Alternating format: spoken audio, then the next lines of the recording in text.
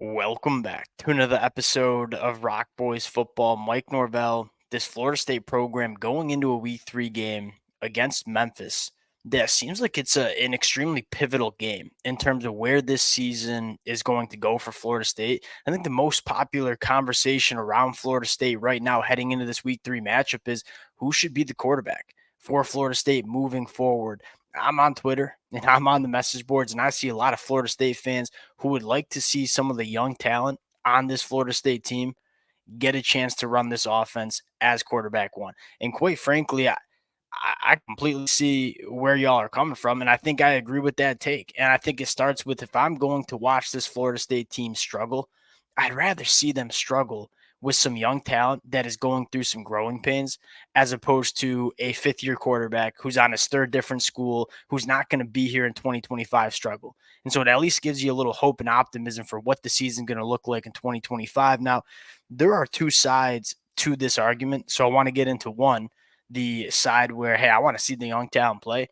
But we'll also talk about why it might make sense for DJU to be the quarterback one going into Memphis. I'll give you guys some of the takes in terms of what I would do if I was Mike Norvell, who I'm certainly not. I don't get paid the money to make these kind of decisions. Now, before we get into it, and really as always, to the Florida State fans, we've talked extensively about this program over the last couple of days and weeks. I would love to hear from you guys in terms of where you think Mike Norvell and Florida State should be going at the quarterback position. Who do you want to see at the quarterback spot against Memphis? Let it fly in the comment section. Appreciate you guys rocking with it. And without further ado, let's get into this one. And let's start with why it makes sense for Florida State to lean into the youth movement. And I think it starts with kind of how we opened it. If we're going to watch this, and I'm a Michigan fan, so I'm kind of in a similar boat in terms of where Florida State fans are. And that is, hey, we're kind of reevaluating what the expectations are in 2024. And so if I'm a Florida State fan, I want to see if I'm going to watch this team struggle, I would rather watch them struggle with young talent that's going through growing pains as opposed to a quarterback that's not going to be here in the 2025 season. And I think one of the arguments against starting Brock Glenn or Luke would be, what happens if you don't make a bowl game?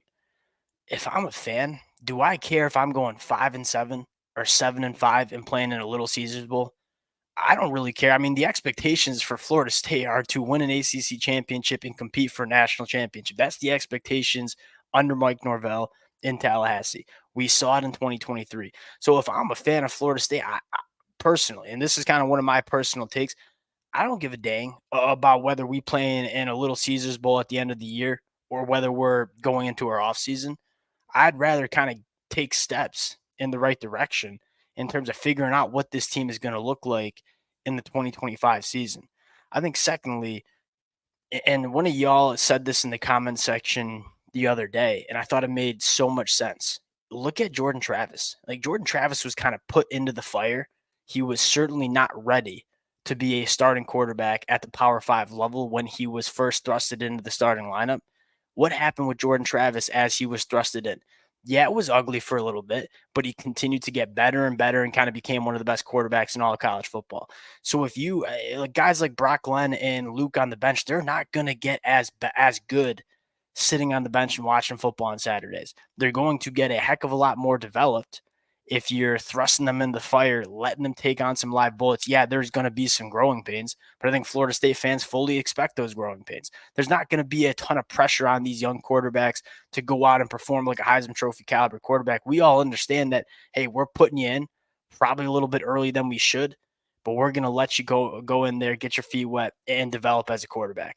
And I think Jordan Travis is, at least in my opinion, kind of that perfect example of putting a quarterback into the fire, letting them take the live bullets, and they just get better and better as their careers go on.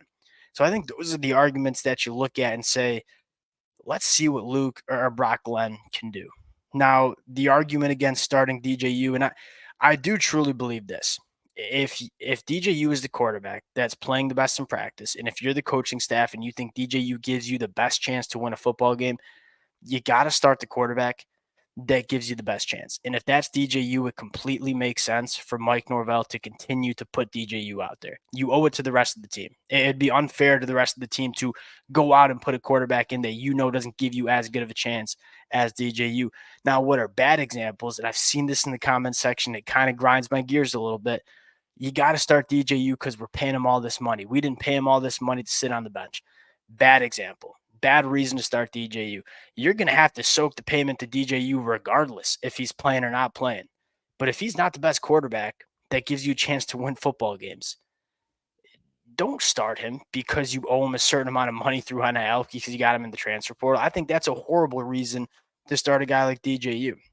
And I think the second reason that I kind of saw on the message boards and on Twitter is it's forcing you to pick between Brock Glenn and Luke or potentially even a guy like Trevor Jackson.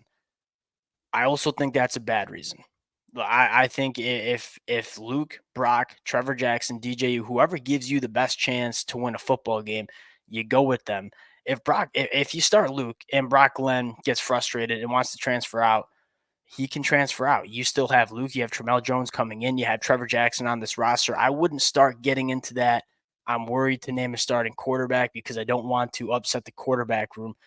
Look, if guys want to stay and compete, they're going to stay and compete. And if they don't, they don't. You probably don't want them on your team anyways. It's a bad way to run a program when you're trying to promise guys opportunities and starting spots. Let the best players prove it in practice, go play on the football field. It's a complicated scenario. Now, my personal take on it and what I think would be the best solution. And again, I don't get paid like Mike Norvell. I'm certainly not as smart as Mike Norvell, but this is kind of how I would approach it.